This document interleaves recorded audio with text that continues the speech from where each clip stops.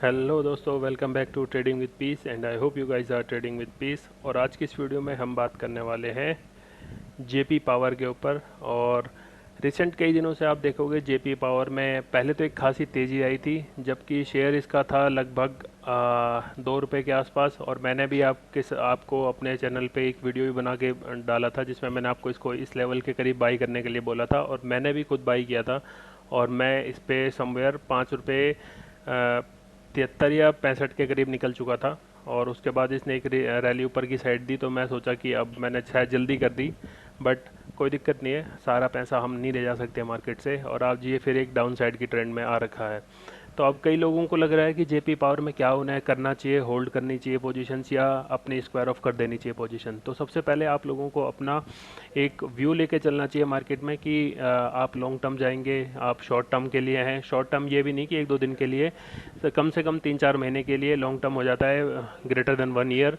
तो अभी जो इसमें खासी तेज़ी आई थी, सबसे पहले आपको उसका कारण जानना चाहिए कि जब ये शेयर 1 रुपया लास्ट में आया था, ये 2 रुपये कुछ 2 रुपये 80 पैसे के आसपास चल रहा था, और उसमें एक तेज़ी बनी।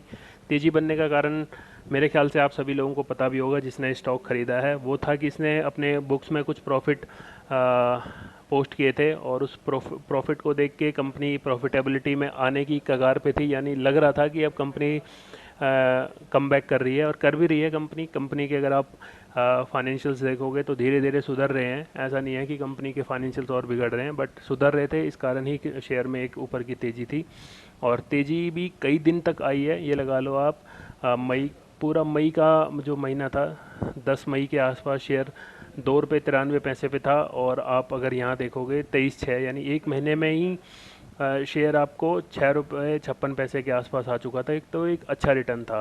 फिर उसके बाद ये एक गिरावट आई, और फिर उसके ऊपर एक इसका डबल टॉप भी बोल सकते हैं आप, डबल टॉप बना था इसमें। और उसके बाद अभी ये कंटिन्यूस डाउन ट्रेंड में है। तो अगर आप लोग अभी भी इसको होल्ड करके रखे हुए हैं, तो आई वुड सजेस्ट कि आपके स्टॉप लॉस ये होने चाहिए 3.40 के आसपास, यानी 3.30-40 के आसपास आपको एक एसएल लगा देना चाहिए कि अगर ये फिर से कहीं अपने वही पुराने 2 रुपये 52 के पैसे के आसपास आ जाता है। और अगर आपने खाली इसमें वही अमाउंट इन्वेस्ट किया हुआ है जो कि आप लोगों ने, ऐसा भी होता है कि जैसा मैं हर बारी बोलता हूँ, पेनी स्टॉक्स में वही लगाने चाहिए जो आपको खो जाएं तो कोई गम नहीं, और आपके पास हैं तो सोने से कम नहीं।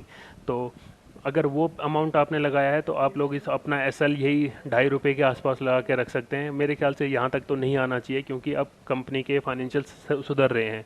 और जहाँ तक मुझे लग रहा है कि ये 4 रुपये 95 पैसे या 4.5 रुपये से एक पुश बैक ऊपर की तरफ जरूर लेगा, यानी पुल बैक लेगा यहाँ से एक, क्योंकि एक हो चुकी है प्रॉफिट बुकिंग हो चुकी है लोगों की लगभग, जिसने 2 रुपये के आसपास पे शेयर जिसने होल्ड किया हुआ था जी। यानी जिन लोगों ने इसमें तेज़ी बनाई, उन्होंने तेज़ी वाले वही लोग थे जिन्होंने बहुत ज़्यादा माल उठा रखा था मार्केट में।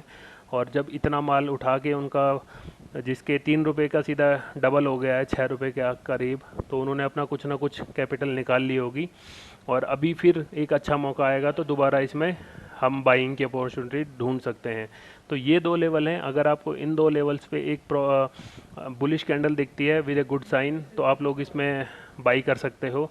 और अगर अभी भी आपके पास स्टॉक है, आपने ले रखा है 6 रुपये 3 रुपये 2 रुपये जिस भी रेंज पे लिया है, तो आई वुड सजेस्ट कि आपका एसएल यहाँ पे होना चाहिए 3 रुपये 40 में से।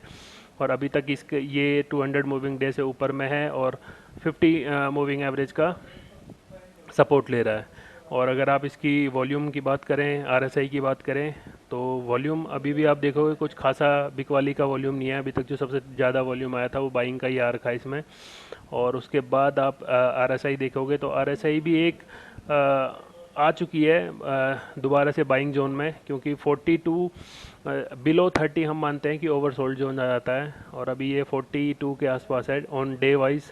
तो ये कुछ चार्ट इसका अच्छा लग रहा है कि अब हो सकता है शेयर यहाँ पे कुछ दिन इस, ये जो प्राइस रेंज है इस पे होल्ड करे और फिर ऊपर की तरफ निकले। अगर ये ऊपर की तरफ बाई देता है आपको, तो इसका पहला टारगेट ही ये होगा, जो इसका 7 रुपीज़ का टारगेट जो इसने एक बार अभी टच किया था। और इस बार अगर ये ऊपर की तरफ जाता है तो देन वी कैन एक्सपेक्ट कि ये आपको 8 रुपये के करीब या 8 से 9 रुपये का टारगेट दे सकता है सीधा, जब 5 रुपये या 4.5 रुपये से ऊपर की तरफ मुड़ेगा। But again this is this is only a probability, we can only make assumptions about market and market is supreme। जो मार्केट का डिसीजन होगा वो हम सबको एक्सेप्ट करना पड़ता है। तो बस हमारे हाथ में होता है एसएल। अगर आपको एसएल देना आता है तो आपसे बड़ा ट्रेडर कोई नहीं है, और अगर आपको एसएल देना नहीं आता और आप स्टिल प्रॉफिटेबल हैं तो आपसे बड़ा लूज़र कोई नहीं हो सकता है इन फ्यूचर। तो thank you so much for watching our video. अगर यहाँ तक वीडियो देख ली तो एक थम्स अप जरूर देना, चैनल पर नया आया हो तो सब्सक्राइब जरूर करना। Till then thank you so much, bye bye.